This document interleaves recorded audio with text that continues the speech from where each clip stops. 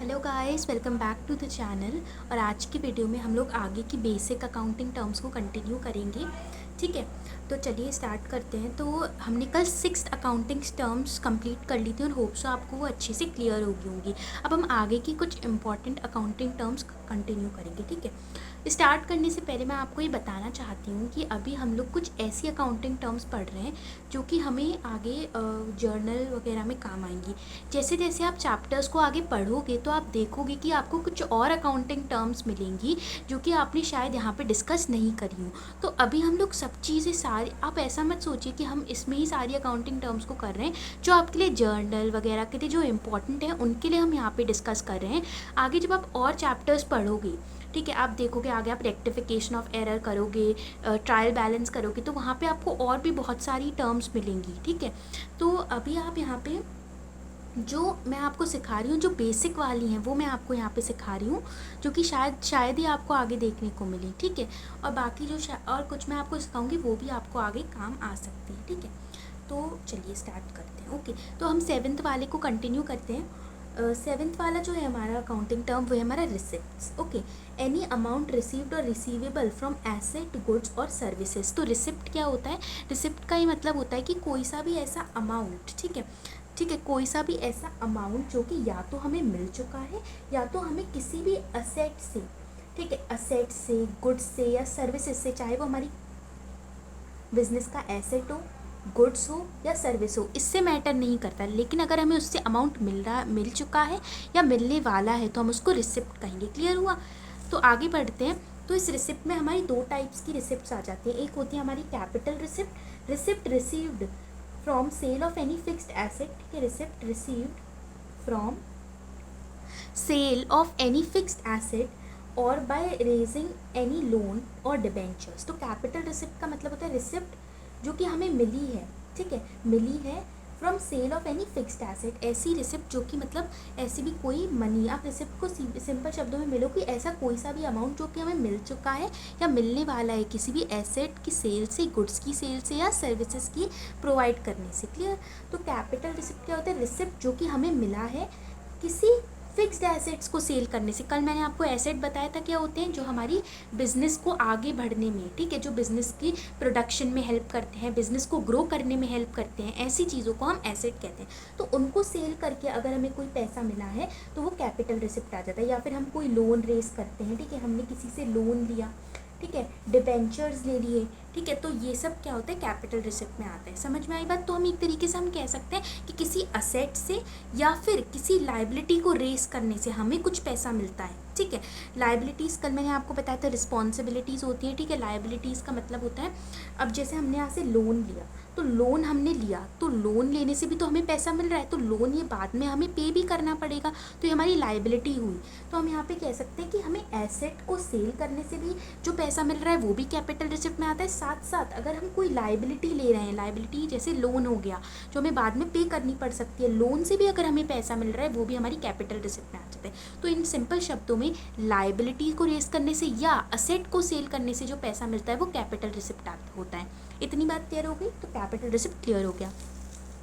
आगे move on करते हैं। रेवेन्यू रिसिप्ट, रिसिप्ट रिसीव्ड और receivable from operations of business. ठीक है, इसमें क्या लिखा है? रिसिप्ट या तो हमें जो, यानी अमाउंट जो हमें रिसीव होने वाला है या जो हमें रिसीव होने वाला है या हमें रिसीव हो चुका है, ठीक है, किससे? From operations of business. Operations of business का मतलब होता है जैसे कोई गुड्स है, ठीक है, जो मैं आपको बताती हूँ, जैसे मेरा बिजनेस है, ठीक है, लेट्स टेक एन एग्जांपल, ठीक है, लेट्स टेक एन एग्जांपल, ये मेरा बिजनेस है। ओके, मेडिसिन नहीं लेंगे, डेली मेडिसिन लेके, ठीक है, जैसे लेट्स टेक एन एग्जांपल, हमारा बिजनेस है स्टेशनरी का। ओके, स्टेशनरी का बिज़नेस है। ओके, और हम कह सकते हैं कि स्टेशनरी के बिज़नेस में हम कह सकते हैं कि मैं क्या क्या करती होंगी स्टेशनरी के बिज़नेस में। मैं पेन, पेंसिल, इरेज़र, इन्यूमरेबल, ठीक है, बहुत सारी ऐसी चीज़ें हैं जो स्टेशनरी से रिलेटेड है जो मैं सेल करती होंगी। अब क्या हुआ, मैंने इस पेन को सेल करा, पेंसिल को सेल करा, इरेज़र को सेल करा और भी स्टेशनरी आइटम्स को सेल करा, तो मुझे पैसा मिला होगा। ठीक है, जैसे मैंने पेन ₹20 में ही पेन सेल करा। ठीक है, तो मैं ये कह सकती हूँ कि ₹20 जो मुझे मिला है ये मेरे को डेली बिजनेस के जो ऑपरेशंस हैं उनसे मुझे ये पैसा मिला है। ठीक है, बेच के अपनी जो चीज़ जिन पे मैं इन्वेस्ट जिन जिन जो मेरा बिजनेस के प्रोडक्ट्स हैं उनको बेच के मुझे जो पैसा मिला है वो उनसे मेरे को पैसा मिल रहा है, तो ये मेरा रेवेन्यू रिसिप्ट हुआ। ओके, तो इसमें यही लिखा है कि मनी रिसिप्ट रिसीव और receivable from operations of business, जैसे रेंट, सेल ऑफ गुड्स। ठीक है, सेल ऑफ गुड्स का मैंने अभी आपको एग्जांपल दिया। ठीक है, या फिर कोई भी सर्विस पे अगर आप करो, they are on regular basis. और हमेशा ये जो रेवेन्यू रिसिप्ट्स हैं वो हमें रेगुलर बेसिस पे मिलती हैं, क्योंकि बिजनेस आपने बिजनेस स्टडीज़ में भी पढ़ा होगा। ठीक है, अगर आप तो आपको आपके टीचर ने बताया होगा कि बिजनेस तब होता है जब हम उसको रेगुलर बेसिस पे करते हैं। ठीक है, तो ये जो रेवेन्यू रिसिप्ट है वो हमें हमेशा मिलती हैं, रेगुलर बेसिस पे मिलती हैं। तो अगर मुझे रेंट, अब मैंने यहाँ पे रेंट पे क्यों लिखा रेवेन्यू रिसिप्ट, ऐसा भी तो हो सकता है कि आपका ये बिजनेस हो कि आप रेंट पे किसी को कुछ बिल्डिंग, कोई शॉप दे रहे हो। आपका ये भी ज़रूरी नहीं है कि आप हमेशा गुड्स सेल करो तो ही वो आपका बिजनेस होता है। अगर आप कोई सर्विस प्रोवाइड कर रहे हो, जैसे टैक्सी या बिल्डिंग्स वगैरह किसी को रेंट पे देते हो, तो वो भी आपका बिजनेस होता है। लेकिन बस ये होता है कि रेगुलर बेसिस पे चीज़ें होनी चाहिए। तो अगर आप बिल्डिंग को रेंट पे दे रहे हो तो रेंट आपको मिल रहा है, तो वो भी आपका रेवेन्यू रिसिप्ट हो सकता है। क्लियर? तो यहाँ पे मैंने इसलिए यहाँ पे रेंट भी लिखा है। अगर सर्विस प्रोवाइड करते हो तो रेंट भी आएगा, रेवेन्यू रिसिप्ट भी। क्लियर हो गया इतनी बात? तो ये 7th वाला टर्म आपको क्लियर हो गया होगा, रिसिप्ट। ओके ओके, आगे चलते हैं 8th वाला। ओके, 8th है हमारा एक्सपेंडिचर देखते हैं। मनी स्पेंट और liability incurred for acquiring goods और सर्विसेज और assets is called as expenditure. तो मनी जो हमने स्पेंड करा है या फिर जो भी लाइबिलिटी हमने इनकर करी है फॉर एक्वायरिंग गुड्स और सर्विसेज और asset is called as expenditure. Clear? जो भी हमने खर्चे करे हैं या फिर लाइबिलिटी ली है, ठीक है, किसी भी गुड्स को या सर्विसेज को लेने के लिए या फिर एसेट को भी परचेज करने के लिए, उसको हम एक्सपेंडिचर करते हैं। सिंपल शब्दों में हम कह सकते हैं कोई खर्चा हमने किसी भी अपने अपनी अपनी जो बिजनेस के प्रोडक्ट्स को खरीदने के लिए कोई भी खर्चा किया है उसको एक्सपेंडिचर कहते हैं। क्लियर? गुड्स का मतलब यहाँ पे क्या होता है, गुड्स का ये मतलब होता है हमारे बिजनेस के प्रोडक्ट से। ठीक है, जब यहाँ पे भी हम गुड्स शब्द यूज़ करेंगे उसका ये मतलब होगा कि वो चीज़ें जो हम बिजनेस जिनमें डील करते हैं। जैसे यहाँ पे स्टेशनरी प्रोडक्ट है, जो पेन, पेंसिल, इरेज़र है, ये मेरे गुड्स होंगे, क्योंकि मेरा बिजनेस के प्रोडक्ट क्या है, पेन, पेंसिल, इरेज़र स्टेशनरी के प्रोडक्ट हैं, इसलिए मेरे गुड्स होंगे। समझ में आया? तो यही यहाँ पे लिखा है। तो मनी स्पेंट और liability incurred for acquiring goods और सर्विसेज, या फिर एसेट भी अगर लेने के लिए हमने एक्सपेंडिचर किया, खर्चा किया है, तो वो एक्सपेंडिचर होता है। क्लियर हुआ? आगे बढ़ते हैं। कैपिटल एक्सपेंडिचर क्या होता है? Expenditure incurred by the organisation for acquiring fixed assets. अगर फिक्स्ड एसेट्स खरीदने के लिए खर्चा कर रहे हैं तो वो कैपिटल एक्सपेंडिचर होगा। समझ में आया? कैपिटल एक्सपेंडिचर से यही समझ लो, कैपिटल वर्ड जहाँ पे आएगा समझ लो वो एसेट या लाइबिलिटी से रिलेटेड है। रेवेन्यू शब्द जो आएगा वो हमेशा बिजनेस के डेली ऑपरेशन से रिलेटेड होता है। समझ में आया? आगे बढ़ते हैं। Expenditure incurred by the firm during an accounting period in daily operations of business and benefits of same is enjoyed in same accounting period. Revenue expenditure का मतलब होता है जो भी आप खर्चे करते हो, ठीक है, expenditure incurred by the firm during an accounting period. आपका जो बिजनेस का अकाउंटिंग पीरियड क्या होता है समझाती हूँ। ठीक है, चलो मैं आपको एक अच्छी सी बात बताती हूँ। हमारा जो बिज़नेस होता है उसमें ऐसा नहीं होता कि हम 1 जनवरी से 31 दिसंबर तक बिज़नेस करते हैं, ऐसा नहीं माना जाता। ठीक है, ये कई सारे बिज़नेस फॉलो करते हैं, लेकिन जनरली जो कंपनीज और बिज़नेस हैं उनका हमारे अकाउंटिंग का एक अलग साल होता है जिसको हम फाइनेंशियल ईयर कहते हैं। ठीक है, और ये हमारा स्टार्ट कब से होता है? 1 अप्रैल से स्टार्ट होता है और 31 मार्च को एंड होता है। ये बिज़नेस का साल होता है, इसी में ही हमारे डेली के अकाउंटिंग पीरियड होता है। तो हमारा जो ईयर होता है हम बिज़नेस या कंपनीज़ का, वो 1 अप्रैल से 31 मार्च तक होता है। समझ में आई बात? तो यही यहाँ पे लिखा है कि अगर फर्म जो भी खर्चे करती है अपनी बिजनेस के लिए, जो खर्चे करती है और उनका बेनिफिट्स इस ईयर में वो अगर इंजॉय करती है, ठीक है, जैसे कि अगर मैंने रेंट पे कोई बिल्डिंग खरीदी, ठीक है, तो मैंने रेंट पे करके बिल्डिंग खरीदी है बिज़नेस करने के लिए, तो मैं बिज़नेस कर रही हूँ, बिज़नेस करके जो पैसा आ रहा है मैं उसको इंजॉय कर रही हूँ। तो यही यहाँ पे बात हुई है कि तो मैंने जो खर्चा किया है वो अपनी बिजनेस के लिए खर्चा किया है, तो इसलिए वो रेवेन्यू एक्सपेंडिचर होगा और उसका बेनिफिट्स मैं इस अकाउंटिंग पीरियड में एंजॉय कर रही हूँ। तो expenditure incurred by the firm during an accounting period in daily operations, daily operations मतलब मैंने गुड्स खरीदने के लिए खर्चा किया तो वो रेवेन्यू एक्सपेंडिचर में आएगा। मैंने रेंट पे करा बिल्डिंग जिसमें मैं बिजनेस कर रही हूँ, उस बिल्डिंग का अगर मैंने रेंट पे करा है वो भी रेवेन्यू एक्सपेंडिचर में आएगा। समझ में आया? सैलरी एम्प्लॉयज़ को पे करी है, ठीक है, वो भी रेवेन्यू एक्सपेंडिचर में आएगा। ठीक है, अब सैलरी मैंने पे करी है, जो एम्प्लॉयज़ हैं मैंने उनको सैलरी पे करी है, वो एम्प्लॉयज़ मेरे यहाँ काम भी तो कर रहे होंगे, तो एक तरीके से हेल्प कर रहे हैं मेरे बिज़नेस को ग्रो करने में वो लोग भी, तो मैं उनको पे कर रही हूँ। उनका बेनिफिट्स, उनकी जो स्किल्स हैं उनका बेनिफिट्स भी मैं अपने बिज़नेस में इंजॉय कर रही हूँ, तो इसलिए मैं उनको सैलरी पे कर रही हूँ। तो यही है expenditure incurred by the firm during an accounting period in daily operations of business and benefits of same is enjoyed in the same accounting periods, और उनका बेनिफिट जो है वो उसी पीरियड में यानी इसी साल हम इंजॉय कर सकते हैं, तो वो रेवेन्यू एक्सपेंडिचर में आता है। अगला साल होगा तो जैसे ये है 1 अप्रैल 2000, लेट्स टेक एन एग्जाम्पल, ये हमारा 1 अप्रैल 2021 टू 31 मार्च 2022। ठीक है, तो इस साल मैंने एंजॉय करा, अब हो सकता है नेक्स्ट ईयर आएगा तो अब मैं नेक्स्ट ईयर में दोबारा इन सब का पेमेंट करूँगी। ओके, क्लियर है? ठीक है, देखिए जैसे यहाँ पे एग्जाम्पल्स भी दिए हैं, सैलरी पे करी, रेंट पे करी, परचेज़ किए मैंने गुड्स को, ठीक है, एडवर्टाइजमेंट भी आता है, लेकिन एडवर्टाइजमेंट हम एक एग्जांपल और देखते हैं, अभी एडवर्टाइजमेंट को मत देखिए, ठीक है, आगे बढ़ते हैं। नेक्स्ट इसी में ही आता है एक deferred revenue expenditure. Revenue expenditure में एक टाइप होता है जिसका नाम है deferred revenue expenditure. If the benefits of a revenue expenditure is likely to accrue to firm for several year, it is an expenditure known as deferred revenue expenditure. अभी मैंने क्या बताया कि रेवेन्यू एक्सपेंडिचर वो एक्सपेंडिचर होते हैं जिनका जो बेनिफिट है, ठीक है, वो हम इसी ईयर इन्जॉय करते हैं अगर, तो हम उसको रेवेन्यू एक्सपेंडिचर कहते हैं।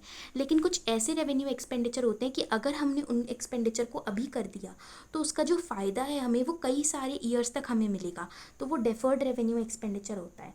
तो if benefits of a revenue expenditure is likely to accrue to firm for several years, अगर बेनिफिट्स किसी एक्सपेंडिचर का हमें बहुत सारे ईयर्स तक मिल रहा है तो उसको डेफर्ड रेवेन्यू एक्सपेंडिचर बोला जाता है। जैसे एग्जाम्पल एडवर्टीजमेंट, अगर हमने अभी एडवर्टाइजमेंट दे दिया तो लोग इस एडवर्टाइजमेंट को देखेंगे और उस एडवर्टाइजमेंट को देखने के बाद हो सकता है मेरे पास इस साल भी उसके कस्टमर आए और भी ईयर्स तक कस्टमर आते रहे मेरे पास, तो वो डेफर्ड रेवेन्यू एक्सपेंडिचर है। ओके, आगे बढ़ते हैं। 9th वाला जो है हमारा वो है हमारा एक्सपेंस, ठीक है, cost incurred in producing goods और सर्विस फॉर सेलिंग पर्पस, ठीक है, जो भी आप खर्चे करते हो किसी भी गुड्स या सर्विसेज को देने के लिए, एक्सपेंस का दूसरा नाम एक्सपेंडिचर होता है। एक्सपेंडिचर और एक्सपेंस एक इंटरचेंजेबल टर्म्स है, दोनों को एक साथ ही यूज़ किया जाता है, ठीक है। आप जो भी खर्चे करते हो फॉर प्रोड्यूसिंग गुड्स और सर्विस सेलिंग पर्पसेस के लिए, वो एक्सपेंस होता है, ठीक है। नेक्स्ट आता है हमारी income. Income is amount of profit earned during accounting year, ठीक है। आप जो एक्स्ट्रा प्रॉफिट अर्न करते हो, जैसे कि मैंने इस साल, चलिए मैं आपको एग्जांपल दिखाती हूँ, ठीक है। Okay, let's take an example. मैंने, चलो स्टेशनरी का ही एक ले लेते हैं। स्टेशनरी में मेरा एक बिजनेस है स्टेशनरी का, ओके, स्टेशनरी का बिजनेस है। लेट्स टेक एन एग्जांपल, एक पर्सन है, उसका स्टेशनरी का बिजनेस है, वो पेन, पेंसिल, इरेज़र वगैरह सेल करता है, ओके। अब यहाँ पे क्या हुआ, उसने पेन, पेंसिल, इरेज़र सेल करके ₹10,000 टोटल अर्न कर लिया, ठीक है। इससे मतलब नहीं है कि इसमें उसने कितना खर्चा करके इन प्रोडक्ट को ख़रीदा था, बस उसने 10,000 रुपये टोटल अर्न कर लिए, ठीक है। अब क्या हुआ, लेट्स टेक एन एग्जाम्पल कि अब इसने इतना तो खर्च किया, उसमें से हुआ क्या, अब जो ये ए है, इसने शॉप ना रेंट पे खरीदी है, तो इसका रेंट उसको 2,000 हुआ, ठीक है। उसके बाद इसमें जो एम्प्लॉयज़ काम करते हैं, ठीक है, जो हेल्प करते हैं इसको 1,000 सैलरी पे करनी पड़ी, ठीक है। उसके बाद हम कह सकते हैं कि और भी बहुत सारी चीज़ें हो सकती हैं, ठीक है। इसमें जो एसेट्स हैं जैसे फ़ैन हैं और भी बहुत सारी चीज़ें, फर्नीचर हैं, ठीक है, वो उन सब पे भी इसने एक्सपेंडिचर किया। तो जैसे लेट्स टेक एन एग्जांपल, 1,000 का उस पर और एक्सपेंडिचर कर दिया, तो कितना खर्चा हुआ, 2, 3, 4, तो 4,000 यहाँ पे अभी एक के बिजनेस पे खर्चा हो गया, ठीक है।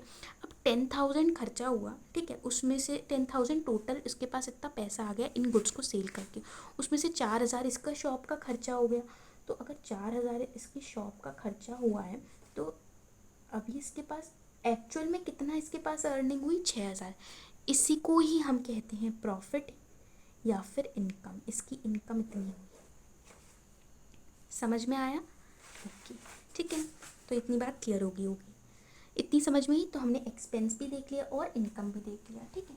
आगे चलते हैं नेक्स्ट बेसिक अकाउंटिंग टर्म की तरफ, जिसका नाम है परचेज। ठीक है, the term purchase is use for purchase of goods. ठीक है, परचेज का क्या मतलब होता है कि अगर जैसे मैंने अभी बताया, ठीक है, जैसे कि इसमें मैं एग्जांपल ले लेती हूँ। ठीक है, जैसे अब ये ए है, इसने पेन पेंसिल इरेज़र एक पर्सन है बी से खरीदी होंगी। ठीक है, लेट्स टेक एन एग्जांपल, इसने बी से ये 2,000 रुपीज़ में खरीदी होंगी। ठीक है, 2,000 रुपीज़ में खरीदी होंगी। तो इसने जो गुड्स, ये जो इसने खर्चा किया है इन गुड्स को परचेज़ करने के लिए, उसको हम परचेज़ कहते हैं। ठीक है, ये बात आपको हमेशा ध्यान रखनी है कि ये जो परचेज़ टर्म है वो तभी यूज़ होगा जब कोई पर्सन अपनी बिजनेस के लिए गुड्स को परचेज़ कर रहा हो। ठीक है, अगर कोई पर्सन है, बिजनेस का जो ओनर है, अगर वो अपने खुद के खर्चों के लिए गुड्स को खरीद रहा है तो वो परचेज़ टर्म यूज़ नहीं होगी। वहाँ पे मैंने कल ही बताया था, वहाँ पे ड्राइंग टर्म यूज़ होगी। अगर वो बिज़नेस के लिए गुड्स को खरीदने के लिए खर्चा कर रहा है तो वो परचेज़ टर्म वहाँ पे यूज़ होगी। अगर अपने लिए गुड्स को खरीद रहा है तो ड्राइंग यूज़ होती है। ड्राइंग एक टर्म है, वो यूज़ होती है, मैंने कल ही बताया था। ठीक है, तो परचेज़ आ गया। नेक्स्ट आता है purchase return, goods returned by supplier. अब क्या हुआ कि है ना, अब जैसे यहाँ पे मैंने अभी यहाँ पे बताया ये बी है। ठीक है, इसने यहाँ पे गुड्स सेल किए ए को। अब ए को ऐसा लगा कि इसने 2,000 के यहाँ पे गुड्स खरीदे। ठीक है, अब उसको ए को ऐसा लगा कि ये जो 500 रुपये के गुड्स है ना, ये ना थोड़े से ख़राब है। ठीक है, तो इसने क्या किया, ये ए ने इसको बी को ये वापस कर दिए। ठीक है, ए ने ये गुड्स बी को वापस कर दिए। तो कितने के बचे, 1,500 के गुड्स अब बचे। ठीक है, तो ये जो ए ने बी को गुड्स वापस करे हैं कुछ खराबी आने की वजह से, इसी को ही परचेज रिटर्न कहते हैं। मतलब ए ने इसको परचेज करा और फिर इसके बाद उसको वापस कर दिया कुछ डिफेक्ट्स होने की वजह से, तो इसको goods return by supplier is purchase return. Clear? Okay, आगे बढ़ते हैं। नेक्स्ट आता है हमारे पास sales. The term sales is used for sale of goods firm is dealing with. ठीक है, सेल का मतलब होता है कि सेल का ये मतलब होता है कि अब जैसे यहाँ पे ए है। ठीक है, ए ने ये प्रोडक्ट, ये पेन पेंसिल इरेज़र अभी ये सेल करे थे 10,000 रुपये के। जैसे लेट्स टेक एन एग्जांपल, ये सी को सेल करे हैं इसने। तो अब ये प्रोडक्ट ए ने सेल करे हैं सी को। तो जो आप बिज़नेस का प्रोडक्ट सी को सेल कर रहे हो, जो बिज़नेस की प्रोडक्ट आप सेल करते हो किसी और आगे कस्टमर को, उसको हम वहाँ पे कौन सा टर्म यूज़ करते हैं, सेल टर्म यूज़ करते हैं। ठीक है, उसके बाद नेक्स्ट आता है sales return, goods returned by buyer. अब सी को ऐसा लगा कि है ना, इसमें से ना 2,000 रुपये के ना इसने तो ख़राब दे दिए हैं, ख़राब पेंसिल, ख़राब इरेज़र, ख़राब पेन दे दिया है। तो ये सी क्या करेगा, ये ए को वापस गुड्स भेज देगा। मतलब ए से कहेगा कि तुमने मेरे को एक ख़राब गुड्स बेचे हैं, कस्टमर कहेगा ए के जाके तुमने ख़राब गुड्स बेचे हैं। तो अब ये सेल्स रिटर्न हुआ। ठीक है, सेलर के लिए सेल्स रिटर्न हुआ। क्यों हुआ, क्योंकि किसी कस्टमर को सेलर ने गुड्स सेल करे थे, अब वो जो गुड्स हैं खराबी वाले वो वापस आ रहे हैं, तो सेल्स रिटर्न हो रही है। तो goods return by buyer is sales return. Clear? तो ये टर्म्स हो गई। ठीक है, तो आज के वीडियो में हम इतना ही रखते हैं। नेक्स्ट वीडियो में हम आगे की कुछ टर्म्स और हैं उसको देख के हमारा चैप्टर कंप्लीट हो जाएगा। ओके, तो अगर आपको वीडियो अच्छा लगा हो तो इसको लाइक करें, मेरे चैनल को सब्सक्राइब करें। Thank you so much.